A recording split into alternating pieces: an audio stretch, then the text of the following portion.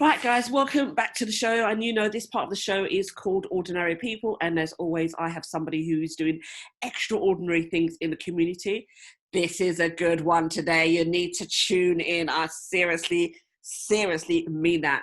So my guest today is Kiran Singh, and I'll just tell you a little bit about Kiran. So Kiran is a single mom. She's a lifestyle coach and a master NLP practitioner.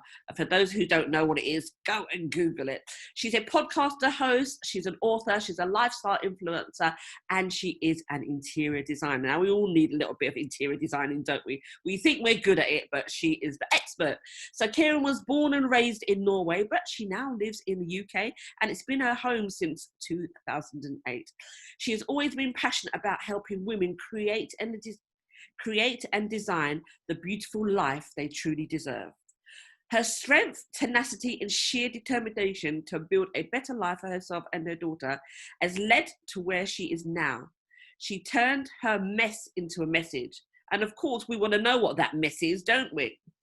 So for the past 10 years, she has been a leading voice in life coaching, self-help, and the design industry. Her transformative work, wisdom, and expertise has been sought out by leading online and print publications such as Top Sante, Natural Health, London Live, The Independent, and of course our very own The Metro. Kiran, welcome to the show. Thank you for having me. I'm so excited to be here. Wonderful. How are you feeling this morning? I'm good. I just wrapped up a video, so yeah, I'm all geared up. Yeah, wrapped up a video. What's your video about? It's about the woman I want to be. The book that released yesterday. A book? Yeah. Oh, well, that's what's the book called? The Woman I Want to Be. Oh, I see. There's a theme going on there. The woman I want to be. But are you not that woman that you want to be?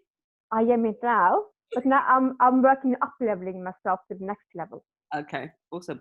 So tell us a little bit about Kiran, who she is, where she comes from, and why we should listen to you. Well, Kiran is, if you met Kiran like 10 years ago, 12 years ago, she was this damsel in distress. You know, when I moved to the UK, I had lost my mum to cancer literally a couple of years beforehand. I went through a divorce while I was pregnant, and I lost my home. So many things happened just in Norway. Mm-hmm. And I thought I want to move on, and I moved to the UK to start all over, got a job. And then by the time I could start my job, I lost my job because recession had hit. And I was like, oh my God, what the heck do I do now? I had no family or friends in London. Yeah. My dad wasn't very... Sorry, let's back up a bit. So you were born and raised in Norway. Yeah. Are you Norwegian then? Yes, I am. Okay. So when you were young, mm-hmm. how many brothers and sisters do you have? I got 2 brothers and 1 half sister. Is it? Okay. Well, yeah. Is this your mother's child, your father's child? The half sister is my father's child. So my dad got remarried after mum passed away. Okay. So how old was he when your mum passed away? I think my dad was like 55-ish. No, how old were you? How old were you? I turned 30 that year, actually. 30 when she passed away? Yeah. Okay. And are you the youngest out of your 2 brothers? No, I'm the eldest one. The eldest? Yeah. Were you the wisest one. Were you the bossy boots? No, actually, you know, I try to be bossy because in our culture, you know, girls are seen as kind of more like a, you know, more like a, also like, I can't get to that word, but boys are more appreciated than girls in our culture, in Asian culture. So I was kind of ugly duckling. Right, one moment. I'm just going to... Right, welcome to the show, guys. You know, this part of the show is called Ordinary People, and as always, I have somebody who's doing extraordinary things in the community, and this morning my guest is Kiran Singh, and I'll just tell you a little bit about Kiran. So Kiran is a single mother. She's a lifestyle coach and a master NLP practitioner. She's a podcast host, an author, a lifestyle influencer, and most of all, she is an interior designer. She was born and raised in Norway, but the UK has been her home since 2008. She's always been passionate about helping women and create a beautiful... She's always been passionate about women to help them create and design a beautiful life they truly deserve. Her strength, tenacity, and sheer determination to build a better life for herself and her daughter has led her to where she is now. She turned her mess into her message. And today we want to know about the mess. We've heard about the message. So for the past 10 years, she has been the leading voice in life coaching, self-help, and in the design industry. Her transformative work, wisdom, and expertise has been sought out by leading online print publications such as Top Santé, Natural Health, London Life, The Independent, and Metro.co.uk. Kiran, welcome to the show.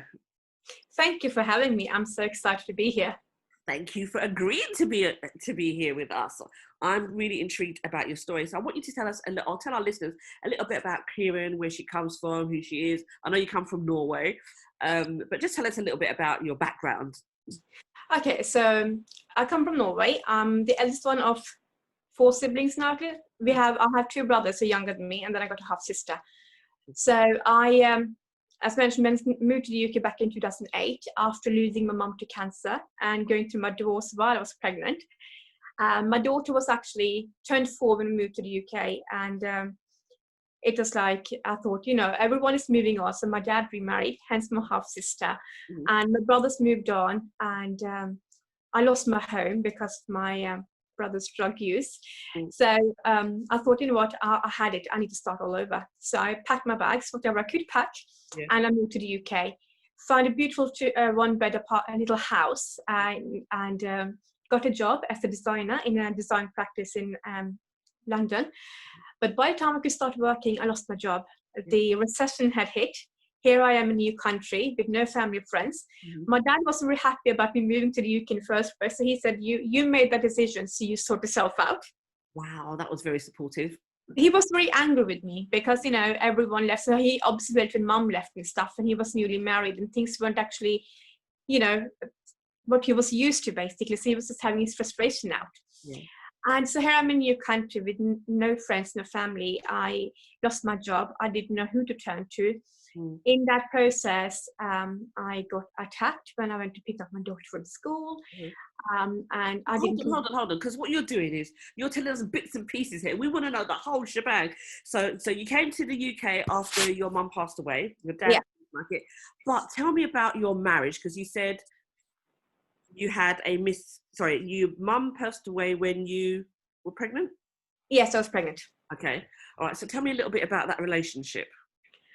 Okay. So when I went to my brother's wedding back in 1998, and I fell in love with my brother's wife's brother. Yeah. And it was love at first sight for both of us. We had this so typical Bollywood love story. And he used to live in Italy. Yeah, he used to live in Italy. I was in Norway, and we had this long distance relationship. And back in the days, we didn't have smartphones. We had normal texting and calling cards. And we tried this to make our parents understand for 3.5 years. They weren't budging. But we still kept going in hope and faith that it will work out. And then one day my dad said, he gave me an ultimatum: you either choose him or choose me. I was a daddy's girl. What does that mean? Choose him or choose me? What does that mean? Yeah, so that means that either I have to stop talking to him, or I just run away and leave my dad.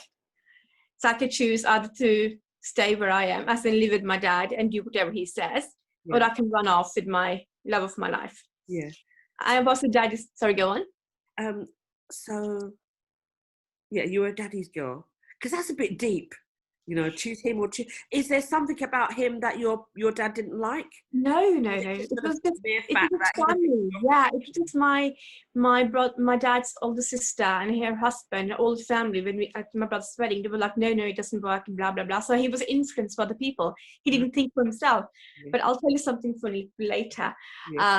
So I chose my dad. I let him go. And then shortly after, my dad they kind of knew I was always very stubborn and arrogant, and I wanted things my way. That was how I worked. And they knew I'm going to probably, go back again. So they said, you have to get married now. So they found someone on an online dating, on a wedding kind of matrimony site. Yeah, matrimony site. So they found someone there. We went to India, I met up, and, we kind of said yes. And then I came back. We kind of said yes. Yeah, well, my parents said yes, and yeah, they said yes because they were impressed with the family and the boy and stuff. But I thought, so just correct me here. I thought with Asian weddings, it was, or arranged marriages. This family knew that family, and so they knew the background. Not necessarily. Okay. I think that's still the old and traditional way. This is like more like a modern kind of thing. So my parents loved him more than they actually loved me at that time. So they were all in awe and that, oh, you know, he's the perfect guy for you. So, you know, and when I got back to Norway and, you know, we started emailing each other, and I said to my dad, you know, he's actually not as genuine as you think. And I gave them proof. And they were like, no, what's the proof? It was an email he sent to me. He said, I'm just kind of, you know, I'm going to have revenge on you because you turned me down once and blah, blah, blah. So this is why, you know. But he said, your parents love me so much, they would rather believe me than you. And that is exactly what happened. Wow. So, you know, so kind of I said to my dad, I showed my dad and stuff, and they were like, no, you just making this up. You just don't want to get married in the first place. Yeah. And anyway, my kind of wedding day came. I was in India, and I was this close to running away that day. Wow. I was so close to running away. I was all dressed up, and I was thinking, I'm in India. I don't even really have my passport. Where the fuck am I going to run away from? So I thought, I'm sorry for the language, but I thought, you know what, let's just get on with it and just see what happens. Yeah. So I'm sitting there, you know, doing this ceremony, crying my eyeballs out, you know, hoping it'll stop. But, you know, I got married. He came to Norway a few months later after he got his visa, and suddenly he changed.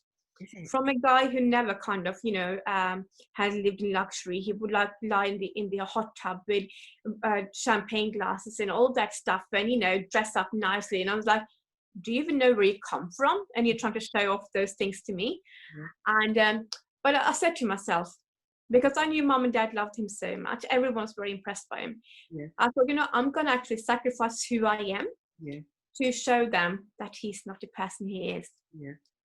So I kind of let go of the Kiran I used to be, the strong, independent Kiran who knew what she wanted and she will get it regardless. And she would not take no for an answer. So I became kind of more like a triple Indian, like more like my mom actually. It sounds horrible, but I became like a triple Indian housewife. What does that mean? Explain to us. When you do whatever your husband says, basically, and you're more like a victim, you don't have a voice, you don't have an opinion, you just do whatever you're told to do. And it's called a triple Indian? A traditional Indian housewife. Oh, sorry, I thought you said triple. Okay, traditional Indian housewife, yeah. So I became that, and things went on, life went on, and I fell pregnant first time. And because we were having so many arguments and fights, and a lot of them didn't want to bring a child into that, I lied to myself, you know, I had to take an abortion. Either the baby will survive or I'll survive. And this again is a horrible thing, but I don't have anything against my family for doing this. So the day after my abortion, my mom and brother, they dropped me off at the hospital. They had to go with me in the car that, you know, I was the worst person. I'm just, you know, I don't want this marriage to work and blah. I was literally being told of the worst possible way in that day. They dropped me outside the hospital and left me. Oh, wow. And I was there with my baby. And I went to the procedure, lost my baby, didn't hit me until I got back home. I was walking from the petrol station to home. And I don't have a baby anymore. It really hit me hard. And how many months were you? Sorry? How many months pregnant were you?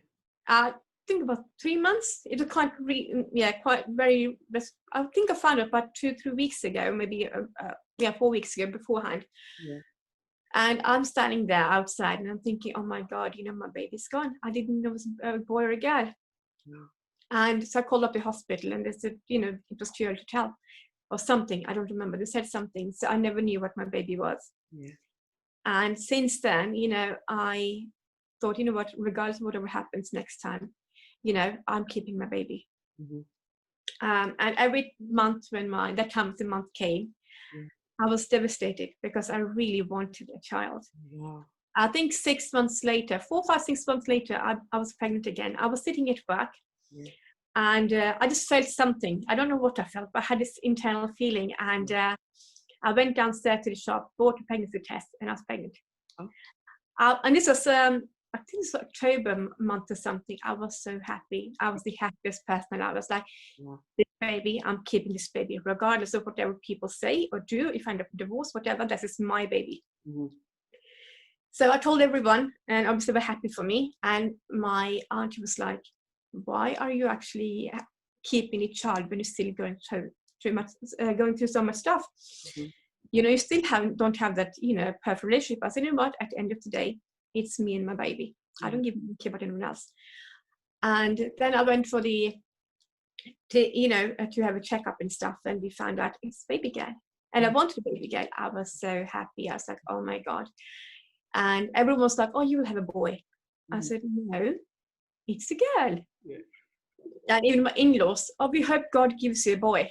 Oh, even though they knew it was going to be a girl. Yeah. So this kept going on for a few months, and I was like 6 months pregnant. Yeah, something like that. Mm-hmm. And my in-laws was like, we hope you have a boy though. I said, you know, I'm 6 months pregnant now, and it's like, it's a girl. So you need to stop. There's no boy coming. And during that time, I was at work. I didn't want to come home from work because we had such a bad relationship. I used to sleep on the sofa, and whenever I used to come back home from work, I used to leave home 6 in the morning, come back 11 o'clock at night. Just so I didn't have to stay at home with him. And every night when he came home, it was mess everywhere, and he would make mess on purpose. Yeah. So what was he into? He used to work as a care home as assistant. Okay. And he impressed my parents that he was like got his degree in IT and stuff, but he did nothing for shit. Yeah. So he calls me, I want to speak to you. I said, okay, I'm at work, you can come and have a talk. Yeah. So he came and he said, oh, this happened at work. I had been accused for rape and doing nasty things to the old people at the care home. Mm-hmm. I said, is it true? He said, no. I said, I can't come with you to court tomorrow. You can ask my brother. So my brother went. Mm-hmm. And when he came back home next day, he was like, you know what, this actually happened. He did it. He actually admitted he did it. Mm-hmm. And I said to my ex-husband at that time, now, I said, from when we got married, I said, if I ever find out you cheated on me, it's over. Mm-hmm. It's that simple. And he had been cheating on me anyway over the last couple of years since we got married. He used to call his ex-girlfriends and have sex. Uh-huh. Princess. Yeah. Wow. So I kind of knew he was cheating on me, but I was still on that mission to show my parents that I'm right and he's wrong. Yeah. And so that kind of, when I found out, I said, you know what? I did tell you. Uh-huh. Did they kind of cheat on me? It's over. But I did say it's over because I wanted a divorce. And I knew he wouldn't give me a divorce because he wanted to stay here in Norway and bring his family down here. Right. So I said, the police is after, you should go to India. Mm-hmm. So I just sent him off to India to trick him that he kind of ran away. Yeah. The police called me and they were like, oh, where is he? I said, he went to India, but I think I called up the estate agents because he was meant to come back in June or something, but he came back 2 weeks earlier. Yeah. And I called the cops. I said, he's coming 2 weeks earlier. This is the flight number. He got caught at the airport, straight into jail. It was Friday evening, calls me. Oh, I'm in jail. Can you come and think you can bail me out? I said, it's Friday night. Mm-hmm. You have to stay the weekend. He stayed and he got sentenced and stuff, but because he was Norwegian, he hadn't been here in Norway long enough. Yeah. They couldn't kind of put him behind bars or whatever. So I said to the police and the judge and stuff that, if you don't deport him, I'm going to bloody sue you.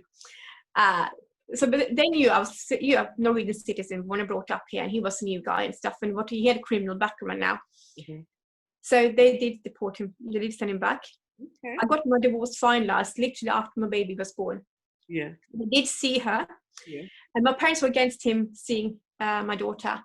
They were like, why are you doing this? I said, I still need him to sign a parental certificate, but the rights over, which he didn't.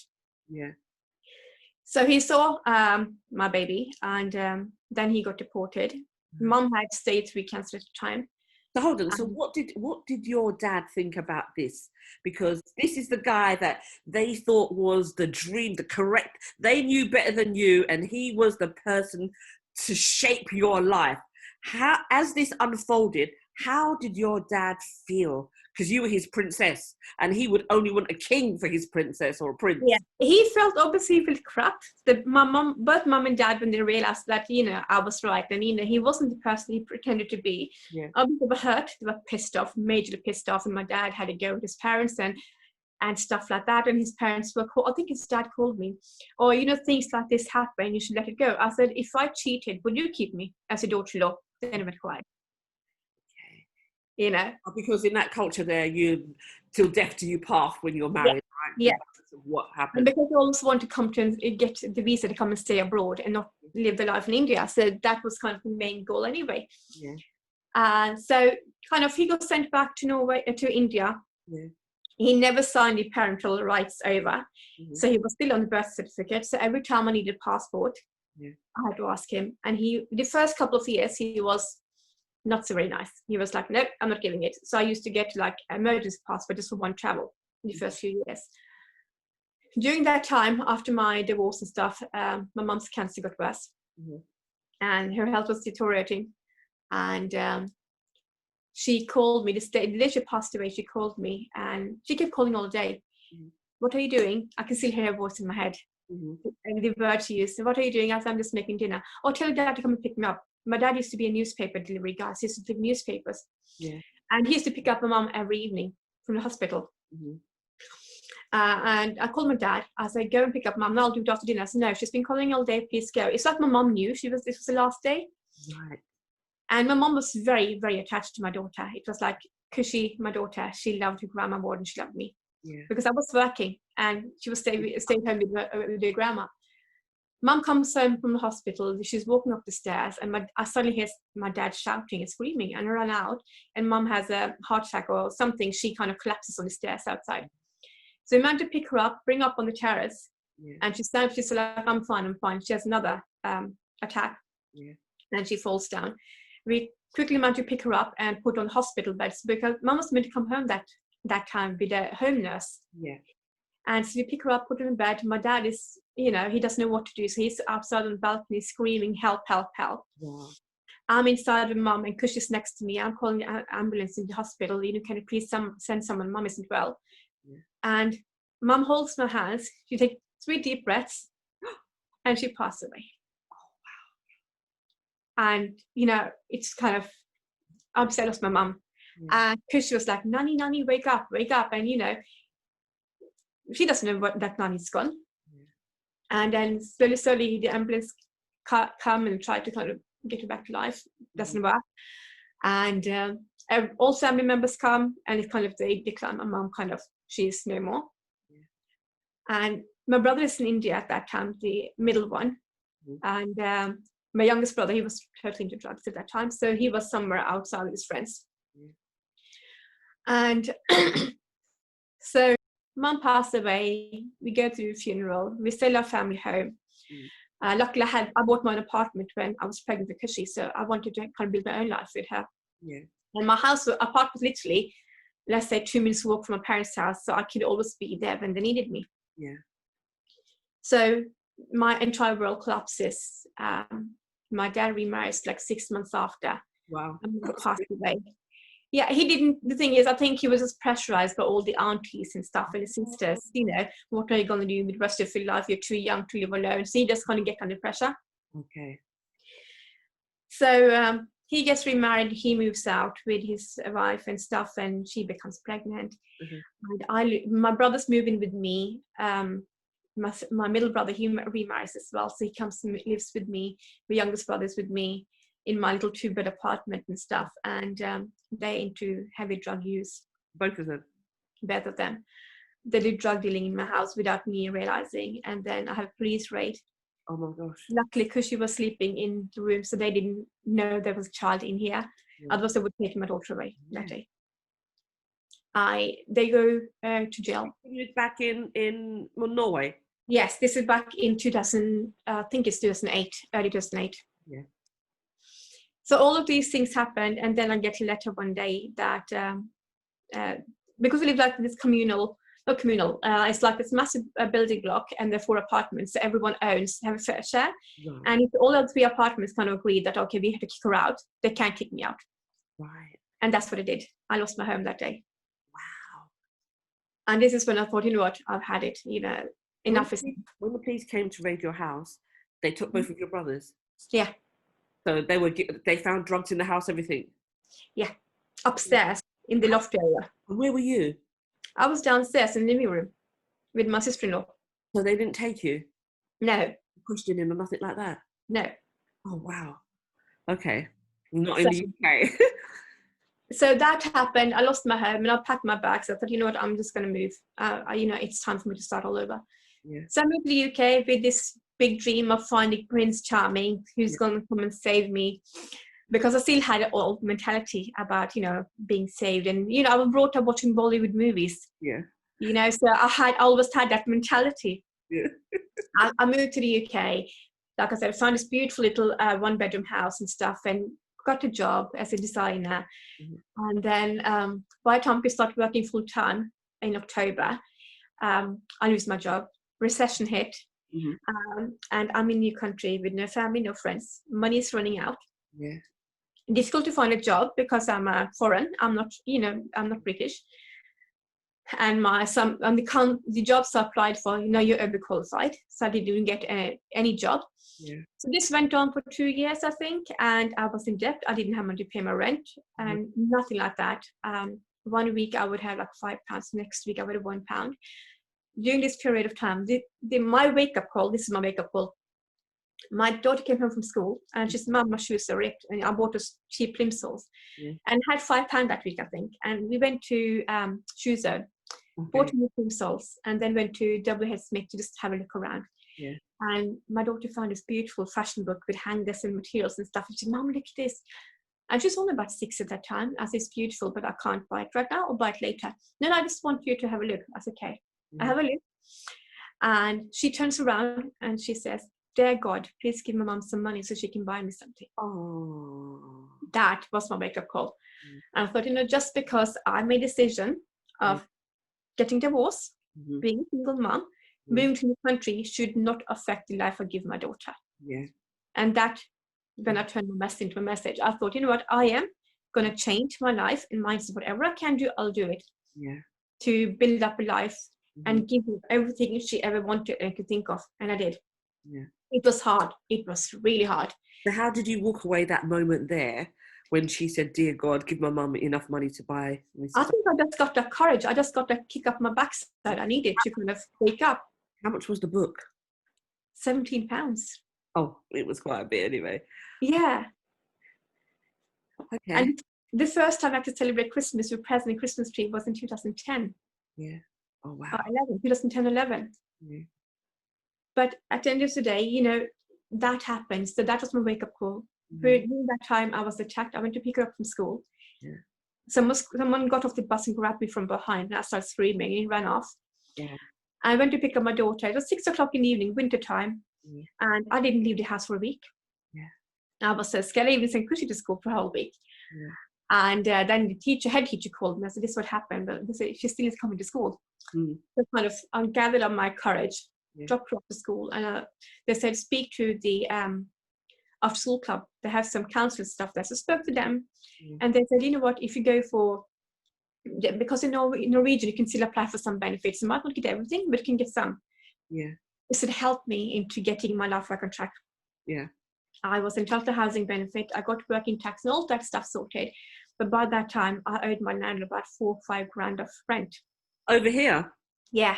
Oh wow. Okay. My landlord was still amazing. He still let me live in the house, you know, regardless. I hadn't paid rent for like quite a few months. Yeah. So kind of, I slowly got my life back on track, and then I found a new property and 2-bed apartment, a house. Sorry, big 2-bed house. We moved in. Could just start a new school. I got to job center. I did my teaching qualification. Went to college to get your qualification stuff, and during this time, because it's a big lifestyle change for Chrissy, she used to be at school from 7 in the morning to 7 in the evening. She ended up at night terrace. So say that again, she ended up at night terrace. Right, okay.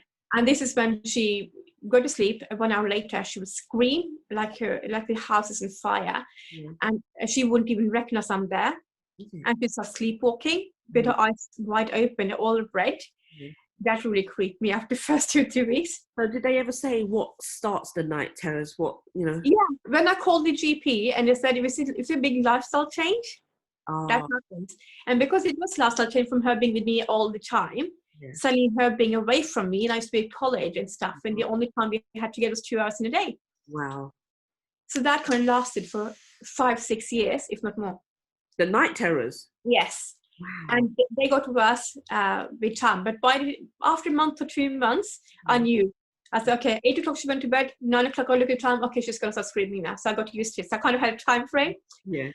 And then she would kind of walk down with a duvet, try to open the main door, and I had to kind of bring her back up and put her bed again. And she wouldn't remember anything. She wouldn't even know that, she'd stare at me, standing there, but she wouldn't know I was there. Yeah, she was really sleeping. Yeah, so that happened.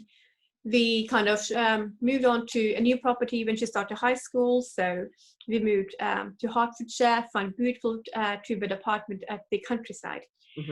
The night terror still went on. I still remember this one specific incident. It was 11 o'clock at night, weekday. Suddenly I had the main door open. I didn't lock my door because they had one of those other doors, so you can't unlock it from outside. Okay. I didn't double lock it, basically. So she just opened the door and she walks down the duvet down to the river. So literally, here's my house. Wow. One side is the river, other side is the lake, a canal. I was like, why is the door open? Who's there near the door? And when I walked out the door, I can see her walking down towards the river, the duvet. Wow. I said, come on, baby, we're walking all the way around. So I brought her back to the room. And then I started locking the doors. Wow. But it suddenly stopped. So that used to happen at like 9 o'clock in the evening? Yeah, every time before, 1 hour after she went to sleep, it would happen. Only? Yeah. So during the night time, it was fine. Sorry. Yeah. After she had that first terror at 9 o'clock, she'd go back to bed and she'd be fine? She'll probably, most of the time she'll be fine. Okay. All right. That's a bit frightening. It was frightening, but then I got used to it. And I was like, okay, this is just a new thing now. It's not something I can change. Doctor made it clear it's going to go away by itself. So just kind of, we have to live with it. Yeah. But this is the thing. So during this journey from where I was until where I am today, from 2014 when we moved to Hertfordshire, until now, I have won 12 awards. Yeah. And for me, it was all about external validation. I was still looking to be validated by other people. Right. But during this whole single parent journey, I raised an incredibly smart, clever, independent daughter. She was in Junior Bake Off. She was a finalist. She was called into audition for The Voice. Yeah. And she was the guest panelist Marketing Festival for London. So she's done so well in her short life, basically. She was Miss Hertfordshire last year. Yeah. And last year she was also a regional finalist for Future Chef competition in Thailand. Are you a pushy mum? I used to be. Okay. That laid the foundation for where she is now. Right. So that is why she's independent. So all the stuff that she does it because she wants to do it. She has a genuine interest in it. Yes. Oh, that's fantastic. But sometimes also, the kids doesn't necessarily know what they want, but you as a parent know. Yeah, you guided her. And it has been so many times, again and again, that when I force her to do things, I push her to do things, she's like, why pushing me? And when she does it, Mom, I'm so glad you pushed me. Absolutely. So kind of that, apart from, I think I was on a mission to kind of share with the world that, single moms are amazing. Yeah. We portray very negatively in media that we don't do anything, and our kids are troublemakers and all that stuff, and we end up. You've got about 20 awards, haven't you? 12 awards for now, yeah. There you go, 12 awards for now. Some people don't have any. My girl's got an armful of awards. So tell us some of the important awards that you've had, that you've been honoured to. I think the first award I actually won was the Women's Empowering Award. That was back in 2012. The Women's Empowering Award. Okay. Uh-huh. And it was like I was amongst all these big people. I remember one of those Dragon's Den, Brent Chain. I don't remember. One of the Dragon Den judges were there. Alicia Dixon was there. She was the one who actually voted for me and stuff. So it was really kind of wow. This is amazing. Uh-huh. So that was the biggest one, as in my first ever award winning. Everyone else is okay. The last big one I won was the World Sikh Awards, Asian Businesswoman of the Year. Okay. World Sikh Awards. Yes. Okay. Okay. So people come across, they're normally from across the world, and then they come down to wherever country they're holding a award ceremony in. Yeah. So I got an email, you're a finalist. I said, no, you're a winner. I said, really? I said, oh, I got the email. Well, we have been trying to call you. I said, oh, I haven't gotten calls, but anyway. Yeah. So I, because I don't have any friends or family here, so obviously I couldn't bring my family members with me. Oh. And my friends are single moms at that time, so they couldn't come with me, leave the kids. So I left my daughter with my best friend. Yeah. I walked into the ward on my own. Okay. You know, like a little, I felt like a little loser because everyone's bringing their family and all stuff, and I'm just standing there myself. Yeah. And people didn't know that I was one of the winners. Mm-hmm. They just, oh, she's just sort of one of those, you know, freebie mums who probably just got in here with someone, something. Yeah. So I sat down at this table. You know, everyone is introducing themselves, and these Asian men, business owners and stuff. And they wanted to handshake other men, and I stood up and, you know, reached my hand out, and like, oh, hello. You know, they didn't look at me. Yeah. And then when they announced my name, and I walked up on the stage. Yeah. So you're all of a sudden now. Yeah. And then I walked back with the award. Yeah. And I was, oh my God, can we have a selfie? You know, and every person who ignored me before the award ceremony, they all came to me, oh, congratulations, we're so proud of you.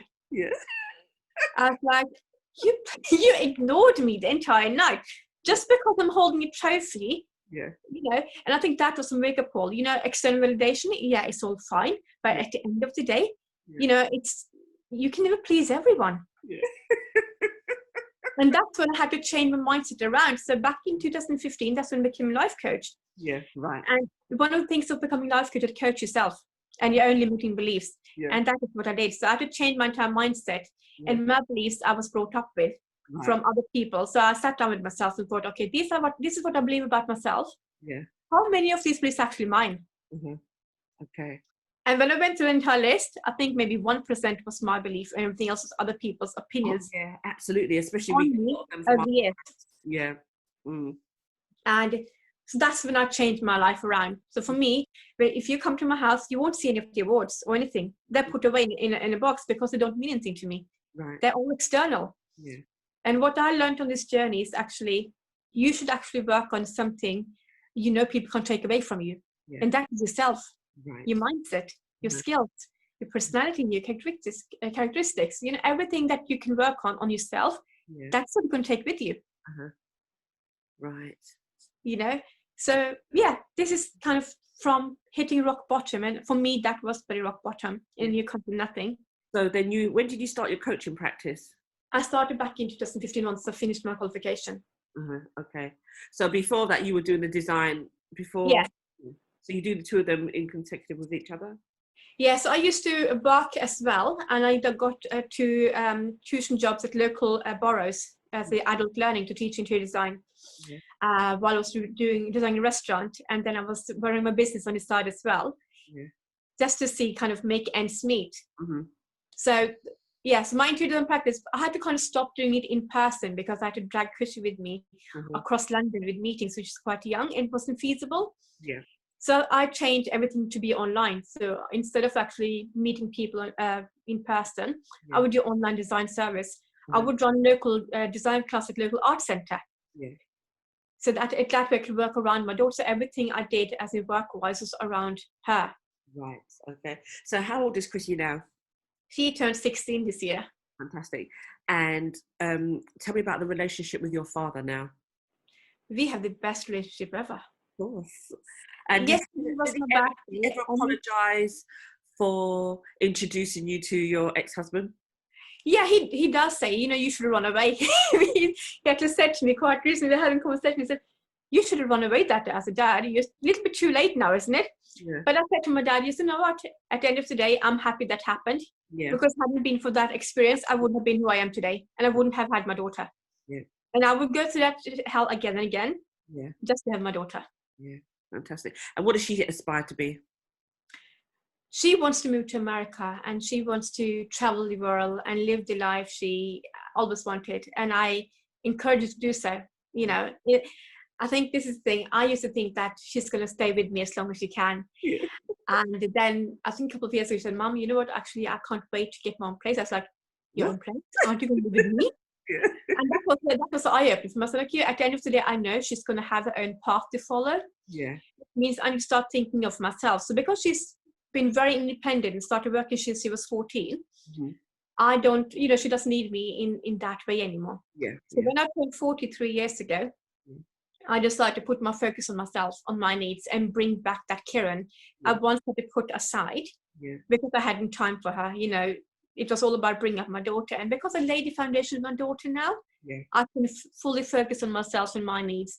And amidst all of this, inspire others that, I'm not a multimillionaire. I don't have a 7-figure income business or anything, but I have never been so happy and content and grateful. You are fulfilling your purpose. Yeah. So what would be your 3 key things that you'd say to a single parent who thinks that I can't make it in life? Give them 3 words of inspiration or 3 thoughts of inspiration. I think the things, one of the first things I will say is your limiting beliefs, because when we stick to them, you're never going to move on. They're always going to prevent you from moving forward in your life. Yeah. Whatever your limiting beliefs are, whatever you believe about yourself, work on it, reverse it. When I have this conversation with myself all the time. Sometimes I hear my inner critique say something negative. I say, you know what? We don't have time for this today. I'm sorry. I'm not going to listen to you. Yeah. And I'll turn my mindset around. Yeah. So, if you can master your mind, that's the best thing you can do ever. Okay. And the other thing is, don't think about listening to other people and compare yourself. Yeah. Comparison game is the worst game you can ever play. It's never going to add any benefits to you. Yeah, if you're going to use it as an inspiration, that, I want to be where she is and I'm going to work my way up. Yeah, fine. But if you're going to sit there and feel sorry and pity for yourself that, oh, I wish I had that and I can't do it, you can do whatever you put your bloody mind into. Yeah.